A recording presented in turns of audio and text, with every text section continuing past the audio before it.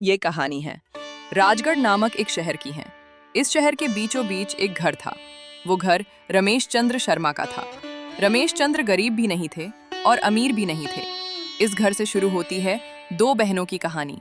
एक थी रूबी, संस्कारों की मूर्ति, और दूसरी थी रजनी, घमंड की दुकान। शुरू में दोनों बहनें साथ साथ बचपन से बड़ी हुई थीं। एक थाली में ही खाना और एक साथ ही सोना। जैसे जैसे दोनों बहनें बड़ी हुईं, रजनी को रूबी से जलन होने लगी। पूरे गांव में लोग रूबी की तारीफ करते थे।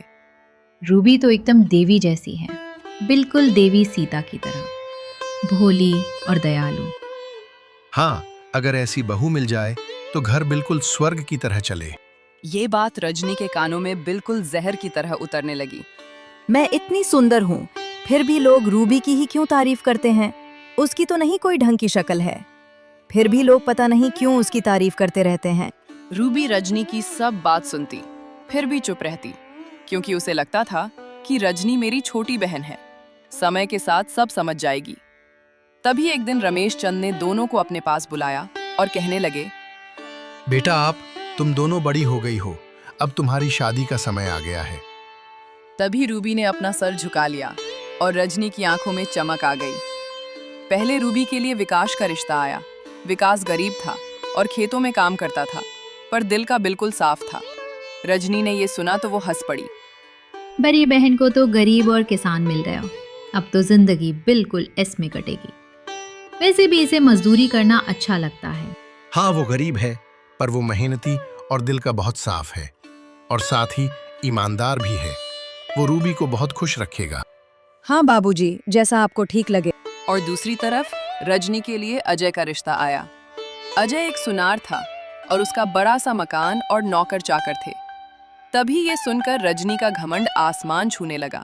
देख लो बाबूजी, किस्मत समझती है कि कौन किसके लायक है। तभी रमेश चंद्र ने कुछ जवाब नहीं दिया, क्योंकि वो उसकी रग रग से वाकिफ थे।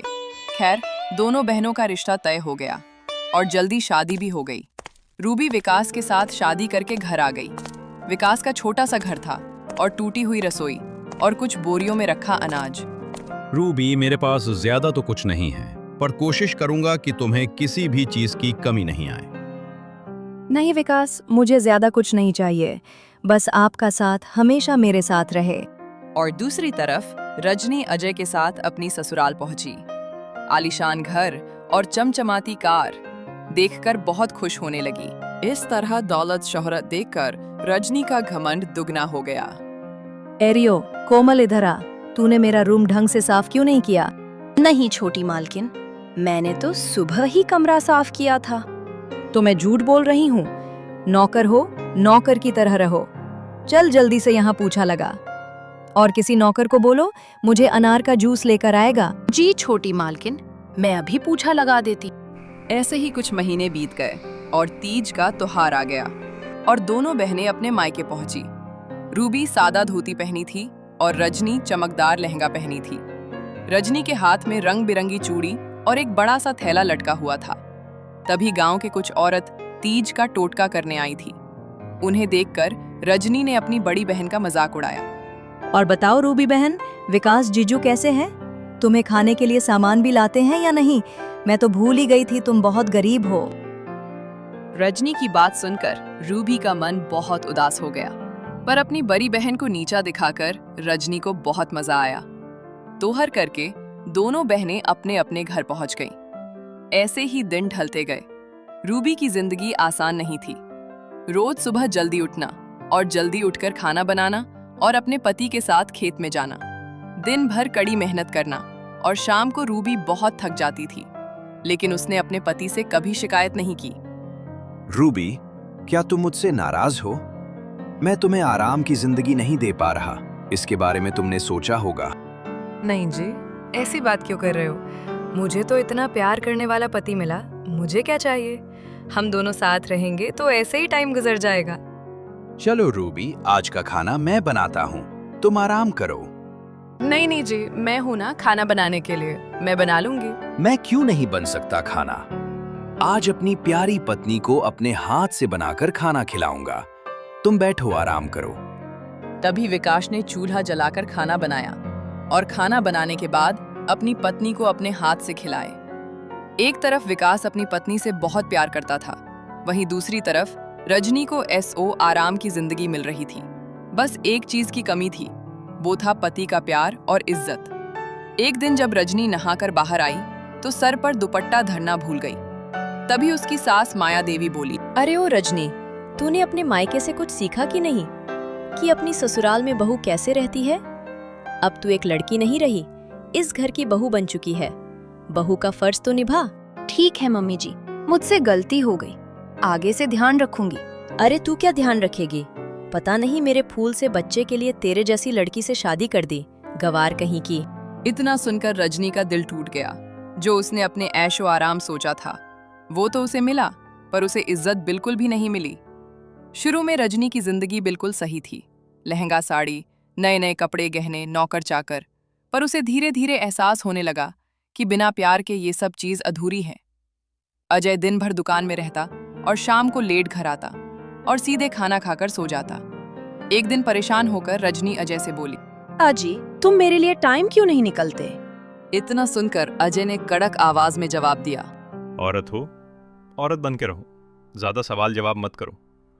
तुम्हें इतना ऐसो आराम मिल रहा है, इतना ही बहुत है।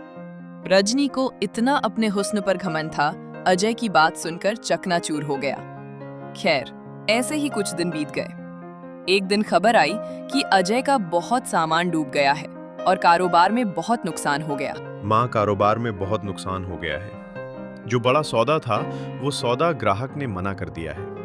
हमने कर्ज कर कर कारोबार बढ़ाया था, अब हम कर्ज में डूब गए हैं। तू चिंता मत कर बेटा, सब ठीक हो जाएगा। कारोबार में तो बचत नुकसान होता रहता है। ऐसे ही कुछ दिन गुजरे और अजय की दुकान में कर्ज बढ़ने लगा और जो ग्राहक उधार लेकर गए थे उन्होंने टाइम पर पैसा वापस नहीं किया और सास माया देवी का लेजा भी रजनी के लिए बदल गया। वैसे ही इतना कर्ज है, तुम भी सिंगार अब कम करो और जो गहने हैं वो मुझे दे दो, जरूरत में काम आएंगे। तभी रजनी ने अपने सारे गहने उतारकर अपनी सास को दे दिए। जो रजनी रानी तरह रहती थी, आज वह नौकरों की तरह रहने लगी। उधर विकास ने एक नया फैसला लिया। वो कहने लगा, रूबी, हम सिर्फ फसल पर नहीं जी सकते, हमें कुछ और भी करना पड़ेगा। जी, ऐसा आप सही समझे, मैं आपके हर काम में आपके साथ हूँ। ठीक है फिर रूबी, मैं शहर में एक दुकान किराए पर ले लेता हूँ। हम खेत से फल और सब्जी उगाकर उसे दुकान पर बेचा करेंगे। इससे हमें मंडी से 10 गुना फायदा होगा। आपका सही विचार है जी, मैं आपके साथ हूँ, हम बहुत मेहनत करेंगे। इस तरह दोनों ने मेहनत करके सब्जी उगाना शुरू किया और विकास सब्जी को मंडी में बेचने की वजह शहर में जाकर बेचने लगा। एक दिन जब विकास सब्जी बेचकर घर आया, सुनो रूबी, बाहर तो आओ जरा। विकास की बात सुनकर रूबी घर से बाहर आई। उसने देखा कि विकास के हाथ में 2 थैला लटके हुए हैं। क्या हुआ जी, आप तो बहुत खुश लग रहे हो। रूबी, खुश होने की तो बात ही है। पता है, आज में 10,000 रुपए की सब्जी बिक गई। अगर ऐसे ही रहा तो जल्द ही हम अमीर हो जाएंगे। ये तो बहुत अच्छी बात है जी, अगर ऐसा ही चलता रहा तो हम एक महीने 4 से 5 लाख रुपए कमा लेंगे। हाँ रूबी, ये सब बस तुम्हारे ही वजह से हुआ है। अगर तुम मेरा साथ नहीं देती तो पता नहीं ये मुमकिन हो पाता। अजी, ये कोई कहने वाली बात है, मैं आपकी पत्नी हूँ, मैं आपके हाथ दुख में साथ दूंगी। पर आप ये बताइए कि आपके हाथ में ये क्या है? ये लो रूबी, ये मेरी तरफ से तुम्हारे लिए पहले उपहार है। तभी रूबी ने उसे खोलकर देखा। उसमें 2 नई साड़ियां थी। उन साड़ी को देखकर रूबी बहुत खुश हुई। ये तो बहुत प्यारी साड़ियाँ हैं, क्या ये मेरे लिए है? नहीं, ये पड़ोस वाली कमला के लिए है। ये सुनकर रूबी के चेहरे पर गुस्सा छलक आया। हाँ, मैं तो मजाक कर रहा हूँ। मेरी फूल सी पत्नी, ये सब तुम्हारे लिए है। मेरी नजर तुम्हारे सिवा किसी और को देख सकती है क्या? ठीक है, तो उसे जाकर दे दो, मुझसे बात मत करो। ये बात सुनकर रूबी मुस्कुरा देती है। इस तरह विकास को काम में बहुत आमदनी होने लगी और रूबी पैसों का हिसाब रखने लगी। उसने एक एक पैसे को संभाल कर रखा। गरीबी अभी भी थी, पर उन्हें किसी बात का डर नहीं था, क्योंकि अब उनकी कमाई उनकी सोच से ज्यादा होने लगी। ऐसे ही कुछ दिन बीत गए। तभी एक दिन उनकी माँ की जर्सी थी। उस दिन दोनों बहनें घर आईं इस बार दोनों ने ही सदा साड़ियां पहनी थी। बेटा, तुम दोनों कैसी हो और घर पे सब कैसे हैं? मैं तो ठीक हूँ बाबा, पर रूबी का पता नहीं। इसकी तो पूरे दिन मेहनत करके हालत खराब हो जाती होगी। नहीं मेरी छोटी बहन, विकास ने एक बिजनेस शुरू किया है और भगवान की दुआ से बिजनेस बहुत अच्छा चल रहा है और जल्द ही हम एक नया घर लेने वाले हैं। ये बात सुनकर रजनी की जलन और भी ज्यादा बढ़ गई। खैर, कुछ दिन बाद अजय के कारोबार की हालत बहुत ज्यादा बिगड़ गई। घर के जेवरात बिक गए और नौकर भी हटा दिए और रजनी की सास का गुस्सा रजनी पर टूटने लगा। रजनी की सास रजनी को बहुत ज्यादा ताने देने लगी। कल मुही अपने मायके से कुछ मदद क्यों नहीं मांग लेती? चल अपने पिता से कहे कि अपने दामाद की कुछ मदद करें, ताकि तेरे पति की परेशानी कुछ कम हो जाए। मम्मी जी, मेरे पिताजी तो बहुत गरीब हैं। उनके पास कोई धन दौलत नहीं है और जो थोड़े बहुत पैसे थे उन्होंने हमारी शादी में लगा दिए। हे भगवान, हमने तो अजय की शादी इस गरीब की लड़की के साथ करके बहुत बड़ी गलती कर दी।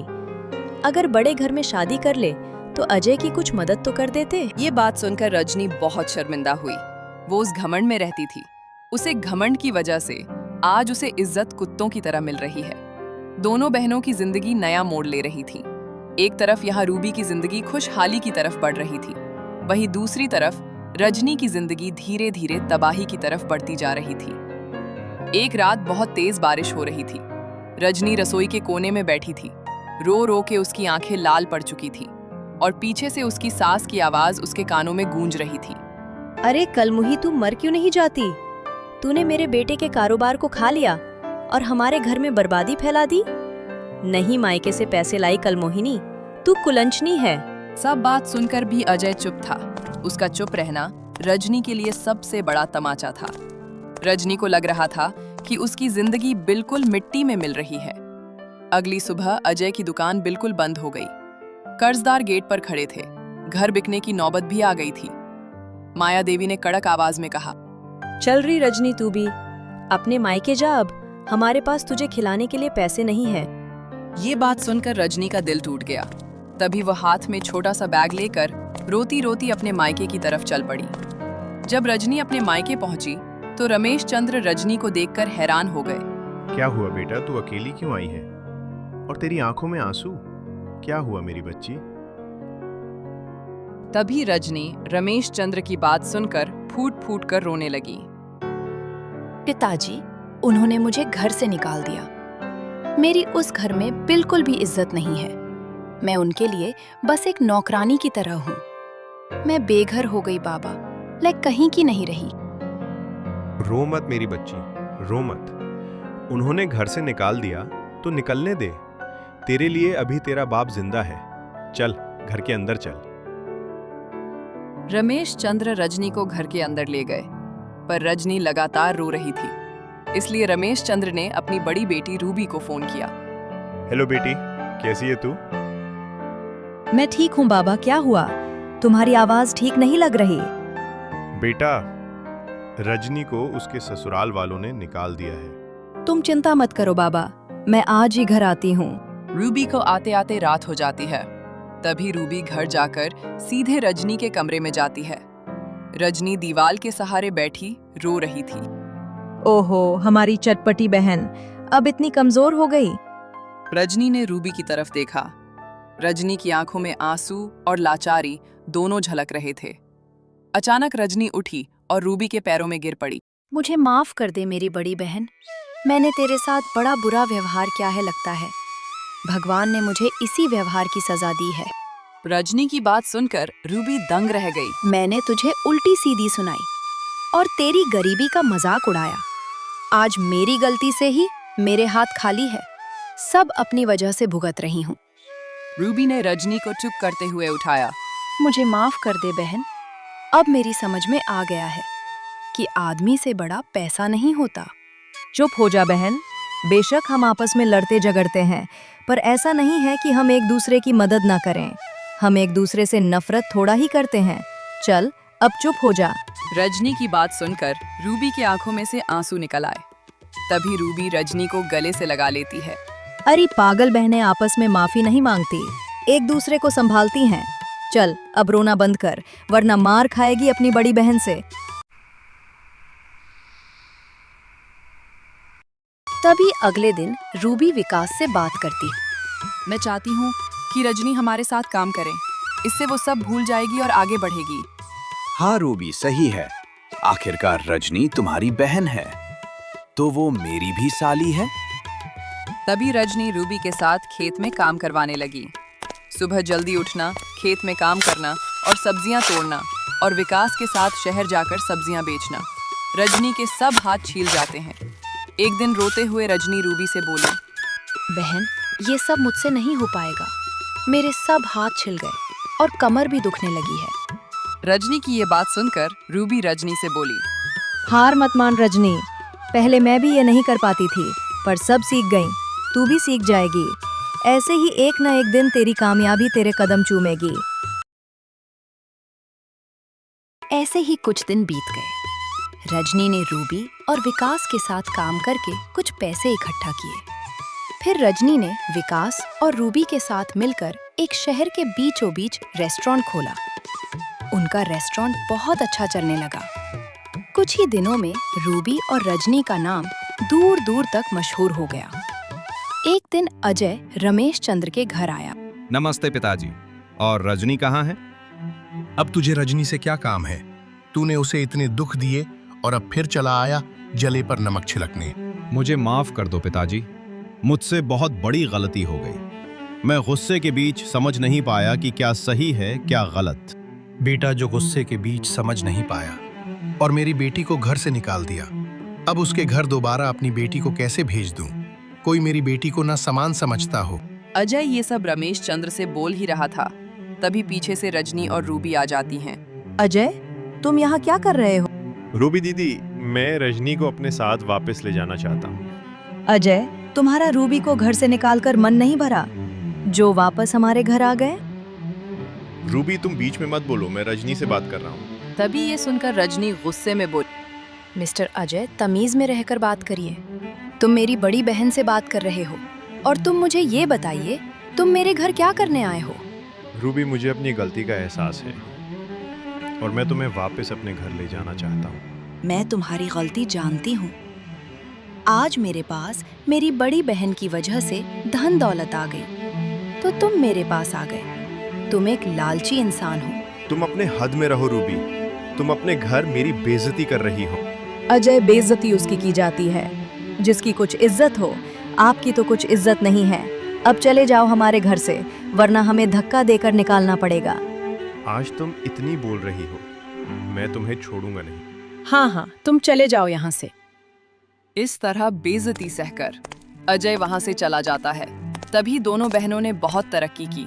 विकास और रूबी ने रजनी के लिए बहुत अच्छा लड़का ढूंढा और रजनी की शादी विजय से करवा दी।